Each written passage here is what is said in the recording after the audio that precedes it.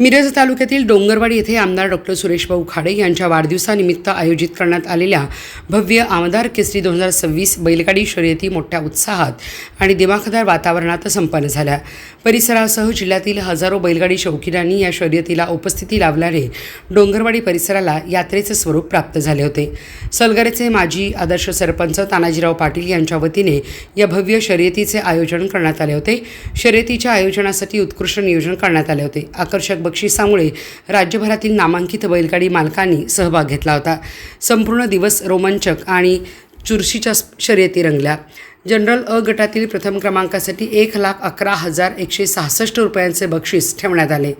या गटात अजिंक्य कोपर्डे लिंगणूर यांचा हरण्या आणि संतोष नाईक खलाटी यांचा सरपंच फायरिंग बैजा या जोडीने शानदार कामगिरी करत प्रथम क्रमांक पटकावला।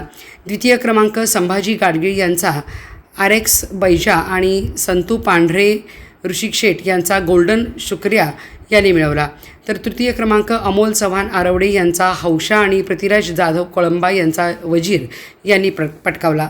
शर्यतीदरम्यान बैलगाडी मालक, चालक आणि शौकीनांचा उत्साह शिगेला पोहोचला होता। प्रत्येक फेरीत स्पर्धकांनी आपली क्षमता पणाला लावत उत्कृष्ट कामगिरी केली। विजेत्या स्पर्धकावर अभिनंदनाचा वर्षाव करण्यात आला।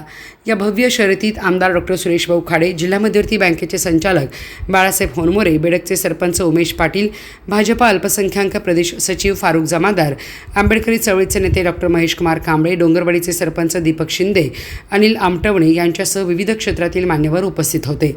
डोंगरवाडी येथे पार पडलेल्या आमदार केसरी 2026 बैलगाडी शर्यतीने बैलगाडी शर्यत प्रेमींना रोमांचक अनुभव दिला असून या स्पर्धेची परिसरात मोठी चर्चा रंगली होती। आणि औचित्य हेच होतं की माझ्या वाढदिवसाचं निमित्त होतं। अशा भव्य दिव्य अशा बैलगाडी शर्यती संपन्न झाल्या।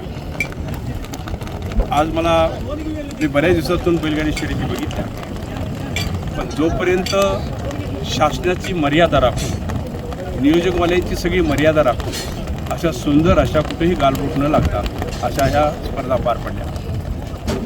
आज मी अमित शाह साहेबांचं, देवेंद्र भाऊंचं आणि जावडेकर साहेबांचं मी आभार मानेन की असा सोहळा वारंवार आता महाराष्ट्रामध्ये सगळीकडे साजरा होतो। ज्यावेळेला काँग्रेसचं राज्य होतं त्यावेळेला ह्या स्पर्धा बंद झाल्या होत्या।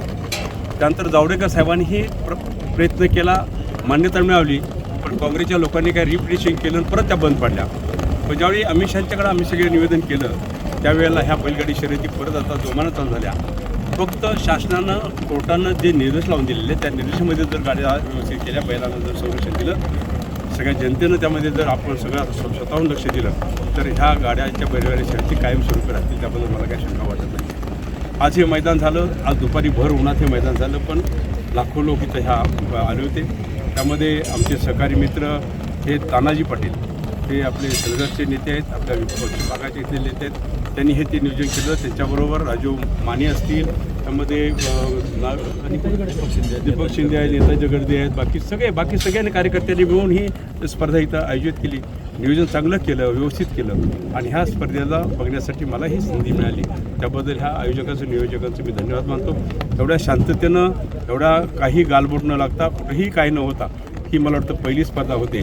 आणि मी आज हे मैदान बघितलं, त्यानंतर ह्याच्या अगोदर पण मैदानाला मी आलो होतो, पण भर उन्हामध्ये असं भव्य दिव्य मैदान हे पहिल्या वेळी इथं होते, याचा मला आनंद वाटतो। त्यामुळं सर्वांना मी धन्यवाद देतो आणि असंच प्रेम, असंच माया, असंच सहकार्य आमच्याबरोबर राहावं, आमच्यावर राहावं एवढी आपल्याला विनंती करतो। ह्या कार्यक्रमाला उपस्थित असलेले आमचे बाळासाहेब होनमोरे असतील, बाकी आमचे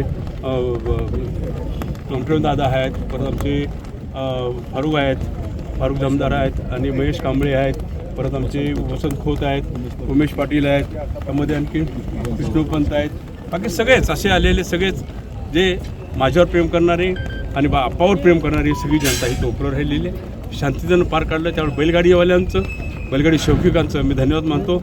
असेच शांततेने हे बैलगाडी शर्यती अशाच कुठल्या भागात असते ते शांततेने आपण पार पाडाव्यात एवढीच मी विनंती करतो। परत एकदा सर्वांना धन्यवाद देतो, सगळ्यांचे आभार मानतो, थांबतो। या ठिकाणी महाराष्ट्र राज्याचे माजी कामगार मंत्री, सांगली जिल्ह्याचे माजी पालकमंत्री, मिरज विधानसभा मतदारसंघाचे कार्यसम्राट, लोकप्रिय विकास पुरुष, विद्यमान आमदार आदरणीय सुरेशभाऊ यांचा वाढदिवस आणि डोंगरवाडीच्या मसोबाच्या यात्रेच्या निमित्तानं या ठिकाणी आज भव्य बैलगाडी आमदार केसरीचं आयोजन केलं होतं. मोठ्या प्रमाणामध्ये बैलगाडी धारक यामध्ये जवळजवळ 125 बैलगाड्या आजच्या या स्पर्धेमध्ये यांनी सहभाग घेतल्या. जवळजवळ दुसरा चौसा आदत आणि ब गट याच्या 2-2, 3-3 गटामध्ये या ठिकाणी बैलगाड्या सोडण्यात आल्या. अ गटामध्ये सुद्धा जनरल गटामध्ये 15 गाड्यांचं या ठिकाणी सहभाग नोंदवला गेला.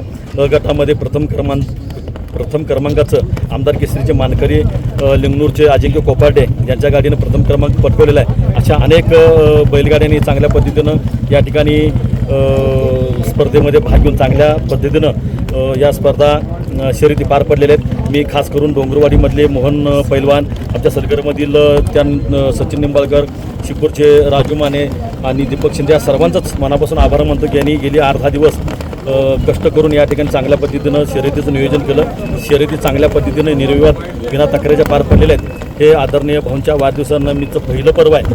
दुसरं पर्वसुद्धा पुढच्या वर्षी याच्यापेक्षा वेगळ्या पद्धतीचं मैदान भरवण्याचं नियोजन या बैलगाडी प्रेमी आणि मिरज विधानसभा मतदारसंघ भारतीय जनता पार्टीच्या वतीनं या ठिकाणी आपण जाहीर करतोय. पुढच्या वेळेस कदाचित बेडगेला मैदान होईल किंवा सोनेला होईल. मतदारसंघामध्ये वेगवेगळ्या ठिकाणी या ठिकाणी मैदान भरवण्याचा मानस आम्ही उत्सव समिती ठरवलेला आहे. भारतीय जनता पार्टी विधानसभा मतदारसंघामधल्या सर्वच कार्यकर्त्यांनी ठरवलेलं आहे.